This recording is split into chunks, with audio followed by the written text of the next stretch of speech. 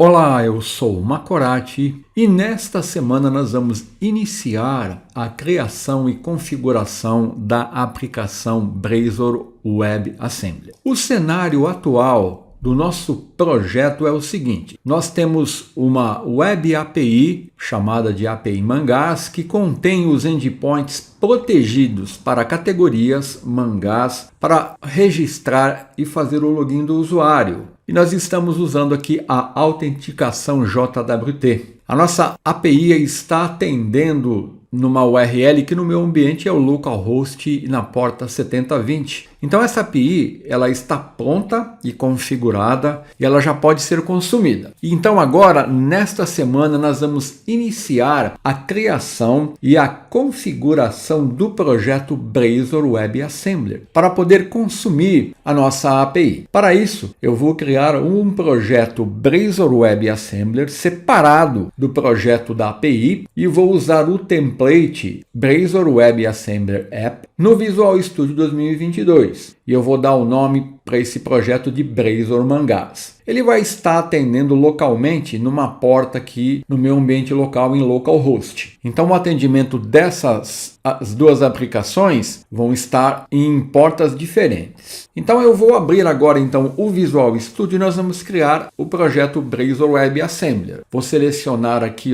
a opção Create New Project, marcar Blazor Web Assembler App, clicar em Next. Aqui eu vou definir um local onde eu vou salvar esse projeto e eu vou chamá-lo de Blazor Mangás.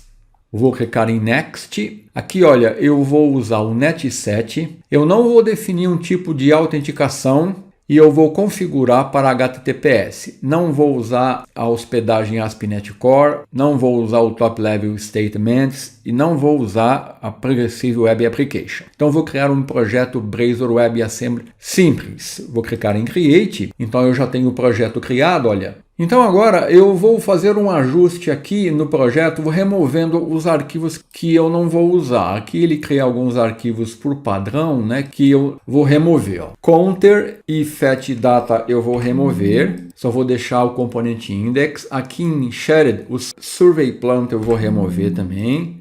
Então agora aqui nessa página index aqui, eu vou remover esse componente aqui que eu não vou utilizar. Aqui eu vou remover esse código. Eu vou usar esse componente index.razor como a página de apresentação. Então aqui eu vou exibir uma imagem. Então essa imagem eu vou copiá-la aqui dentro da pasta www.root. Então eu vou selecionar aqui essa pasta, vou selecionar a opção Add Existing Item. Vou selecionar aqui imagens. Eu tenho aqui uma pasta Mangás, e eu tenho essa imagem aqui, que eu vou copiar aqui, essa imagem que eu vou usar. Então aqui no componente index razor, eu vou definir apenas aqui, um título e uma imagem que eu vou exibir. Então agora eu vou fazer um ajuste aqui no componente navemenu.razor, olha. Esse componente eu vou substituir aqui, esses links de menu. Aqui eu vou exibir categorias, aqui eu vou exibir Mangás, a opção Mangás, e aqui a referência eu vou mapear para Mangás e aqui para categorias. Estou definindo as opções do menu.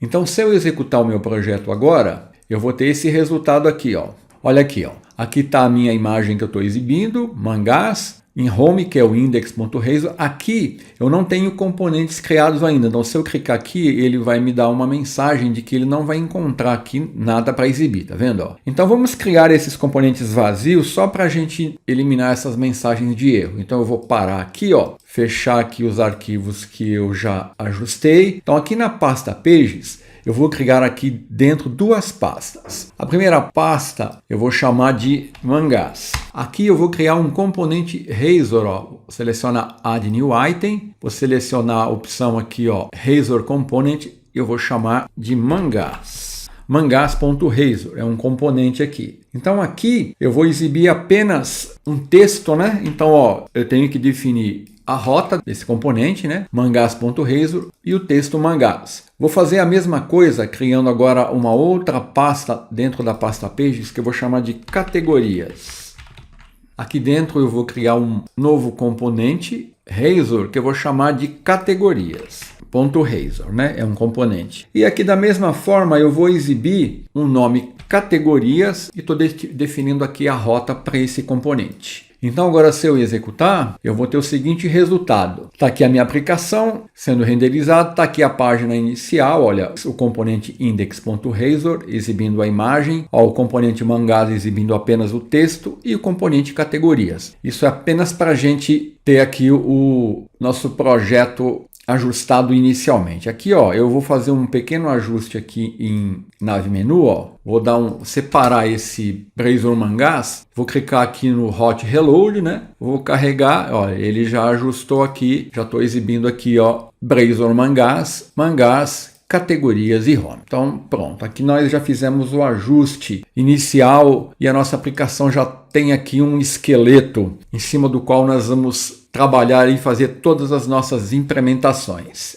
Então agora nós vamos ajustar e configurar a aplicação para poder acessar os endpoints lá da nossa API Mangás. A seguir nós vamos implementar a autenticação na aplicação Blazor WebAssembly e depois realizar a autenticação do usuário para obter o token JWT acessando aqui o endpoint API/userslogin. Para isso eu vou ter que enviar as credenciais, vou ter que obter o token, vou ter que armazenar o token no local storage do navegador. Então, ó, vamos por etapas. Então, primeira coisa, ajustar e configurar a aplicação para acessar os endpoints aqui da API Mangás. Para fazer isso, ó, eu vou ter que instalar o pacote Microsoft Extensions.http e eu vou definir este código lá na classe Program da nossa aplicação Blazor WebAssembly. Aqui eu estou configurando, ó, um cliente HTTP para acessar a API Mangás com base no endereço base especificado aonde a minha API está atendendo. Então aqui, ó, esse localhost 7020 vai ser o endereço lá onde a API no seu ambiente vai estar atendendo. Então esse método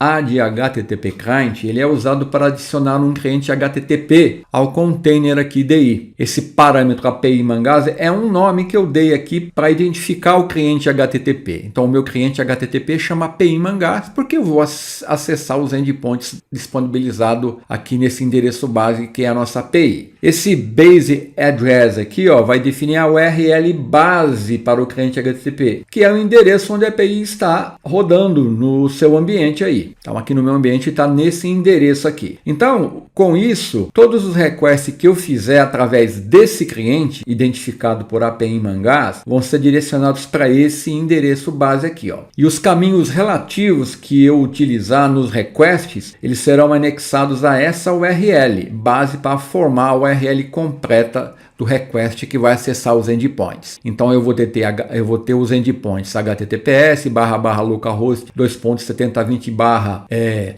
API Mangás, API categorias e assim por diante. Então, ó, retornando aqui ao nosso projeto, né? Eu vou pará-lo, vou fechar aqui todas as janelas, salvar o que eu fiz, né? E aqui, ó, eu vou em Tools e vou incluir no meu projeto, clicando aqui na guia Browser, o pacote Microsoft Extensions HTTP, para mim poder ter acesso ao método addHttp client. Então, estou sempre usando as últimas versões estáveis dos pacotes, né? Eu vou clicar em Install, vou confirmar. Então agora, olha, eu posso vir aqui na classe Program. Então, por padrão, ele configura aqui, ó, esse endereço que eu não vou usar.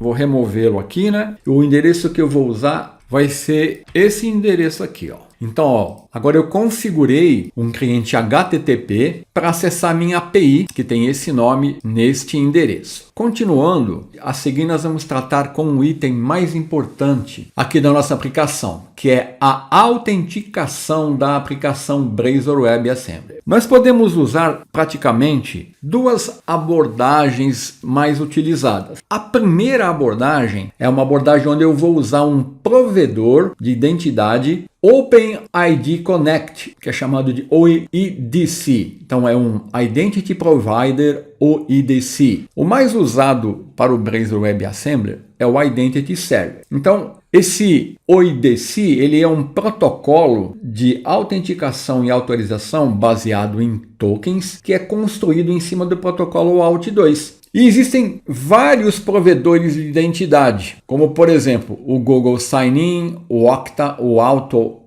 o Azure AD, o Identity Server e tem outros também. Esses são os principais. Então, o provedor de identidade, qual é o papel dele? O papel dele é fornecer serviços de autenticação e autorização para os usuários, emitindo tokens de identificação e de acesso que são usados para autenticar os usuários e conceder permissões e recursos protegidos. Lembrando que numa aplicação Blazor WebAssembler, eu não posso implementar a autenticação na própria aplicação, porque ela é vulnerável.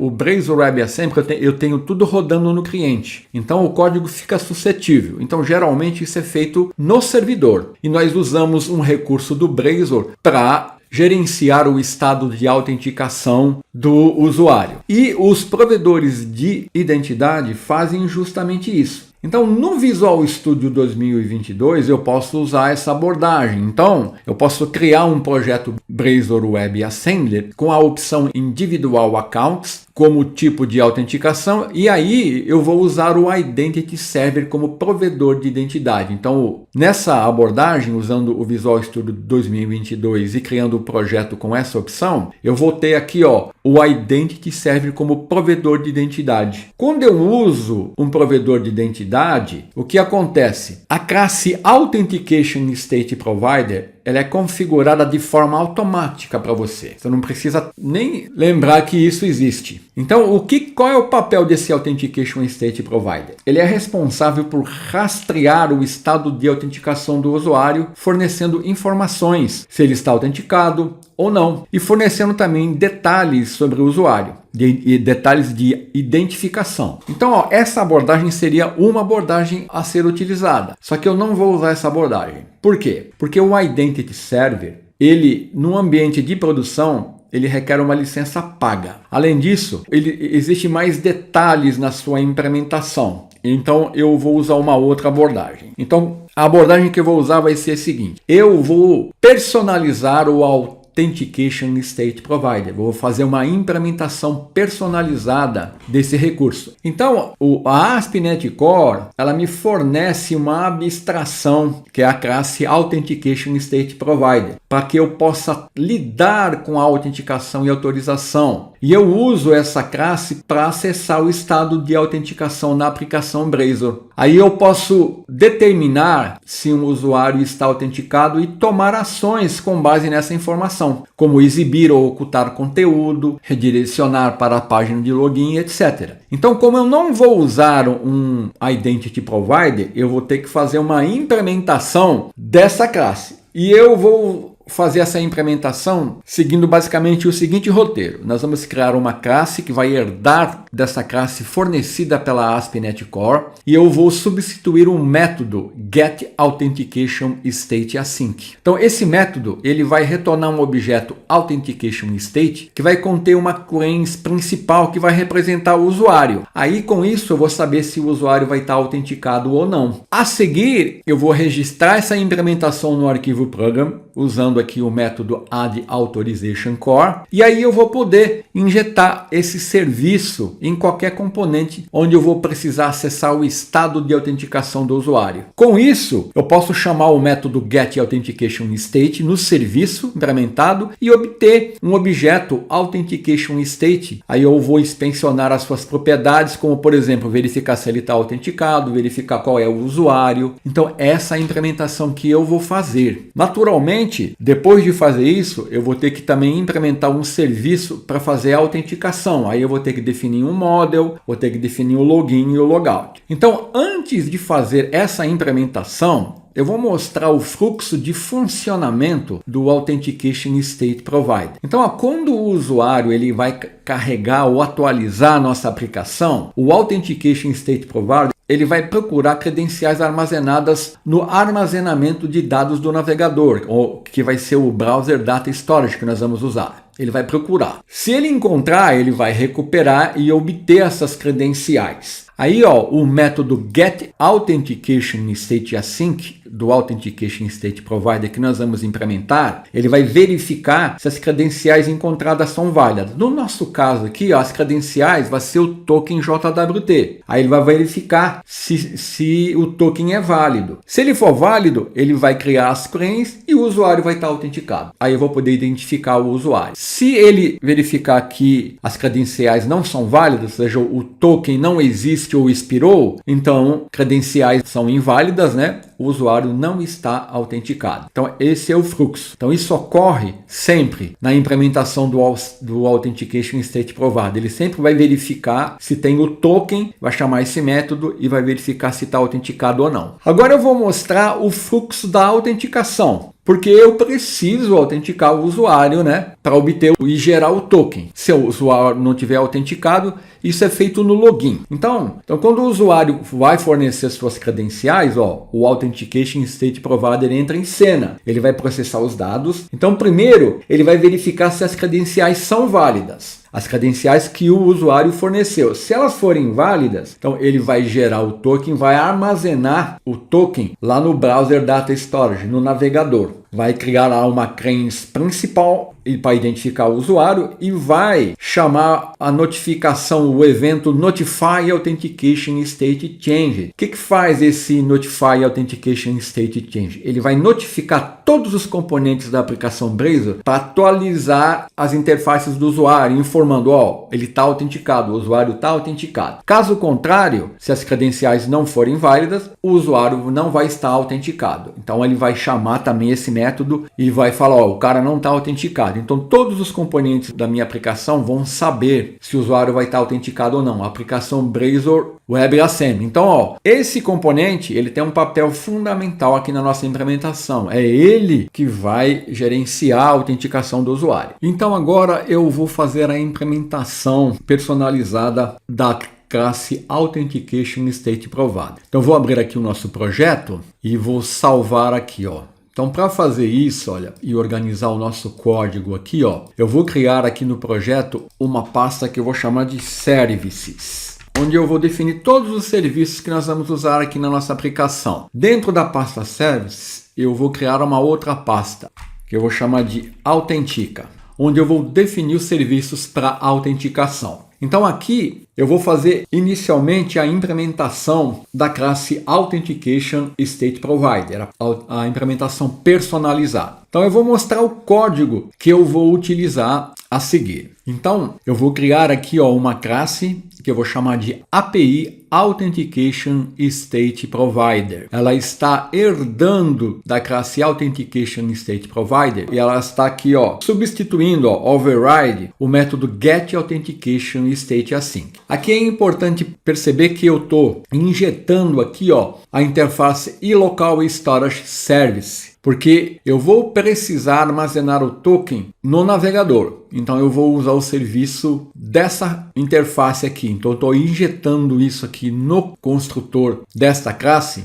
e essa instância Local Storage vai permitir eu buscar pelo token no navegador e também depois eu vou usar para armazenar o token. Então eu vou usar esse serviço e eu vou precisar também, para implementar esse Authentication State Provider, de outro pacote no Get. Então aqui eu vou precisar desses dois pacotes no Get. O Microsoft ASP.NET Core Components Authorization, que vai me permitir implementar o Authentication State Provider, e o pacote Blazor Local Storage, que vai me fornecer aqui o acesso ao armazenamento local do navegador. Com isso eu não vou precisar fazer a implementação manual, né? Eu já vou usar o que está implementado aqui nesse pacote no Get. Então com isso, olha, esse método Get Authentication State Async que vai ser implementado, a primeira coisa que ele vai fazer, ó, ele vai procurar pelo token, que é uma string, no navegador. Ele vai, ó, dar um get item async e aqui ele vai armazenar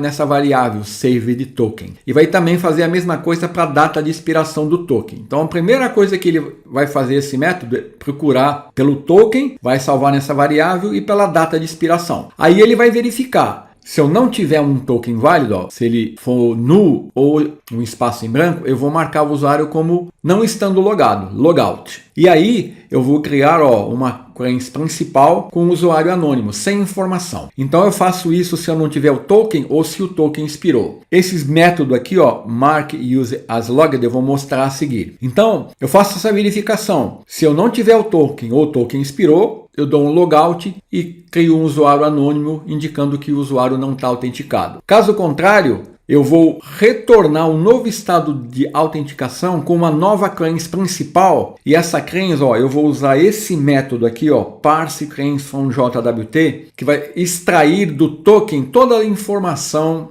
do usuário que eu preciso. Então, continuando aqui, ó, esse código é mais extenso, então essa setinha indica que eu vou continuar no próximo slide, onde eu vou mostrar esses métodos aqui, ó, mark use as logout e o token expirou, que também é um método. Então, olha, aqui nessa implementação eu tenho dois métodos, onde eu estou marcando o usuário como autenticado, passando o e-mail, aí eu vou criar um usuário com a informação desse e-mail que eu passei, vou criar uma nova instância do estado de autenticação com essa informação, ó, desse usuário e vou notificar todos os componentes invocando aqui o Notify Authentication State Change. Isso se ele tiver autenticado. O outro método que eu tenho aqui é para marcar o usuário como não autenticado, para fazer o logout. Aí, ó, eu crio um usuário anônimo, criando uma credence principal vazia, crio um estado de autenticação com esse usuário anônimo e notifico todos os componentes. E aqui eu tenho um método parse credence from JWT, que eu vou mostrar quando eu implementar, porque ele é um pouco extenso. Então vamos agora fazer essa implementação. Então eu vou abrir aqui o nosso projeto.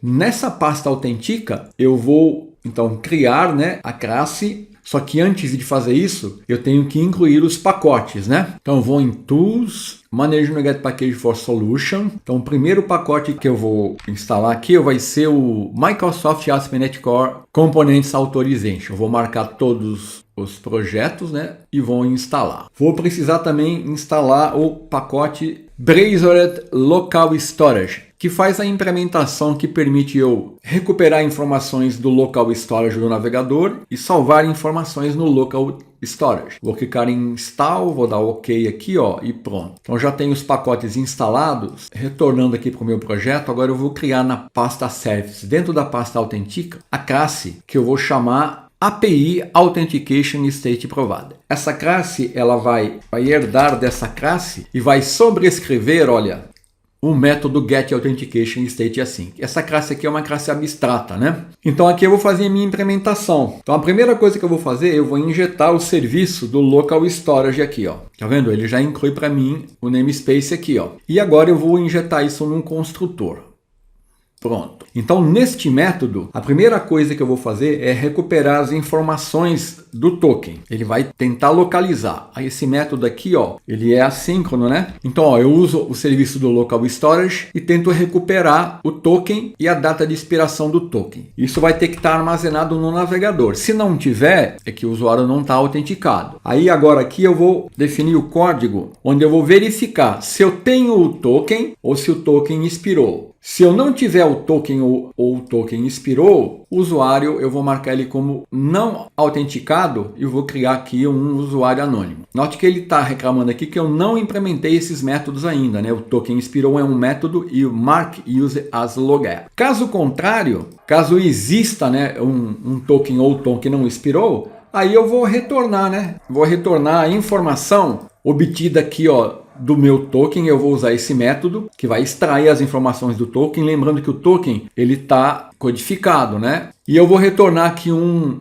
authentication state usando aqui o token que eu recuperei. Então esse é o papel do método getAuthenticationState. Ele vai obter informações do estado de autenticação do usuário. Então agora aqui, ó, eu vou definir o método markUserAsAuthenticated. Estou marcando o usuário como autenticado, passando o e-mail dele. Então eu consegui extrair o e-mail. Então eu vou criar um estado de autenticação para esse usuário, ó, com a informação do e-mail obtida vou criar um novo estado de autenticação e vou notificar os componentes. O outro método que eu tenho aqui, ó, é marcar o usuário como não autenticado, ou seja, o usuário fez logout ou ele não está autenticado. Então eu crio um usuário anônimo, crio um estado de autenticação e notifico os componentes. Agora o método para verificar se o token expirou. O token ele tem uma data de expiração. Eu recebo essa data e comparo a data atual com a data de expiração. Então, se o token expirou, eu vou retornar true, ele vai então executar aqui,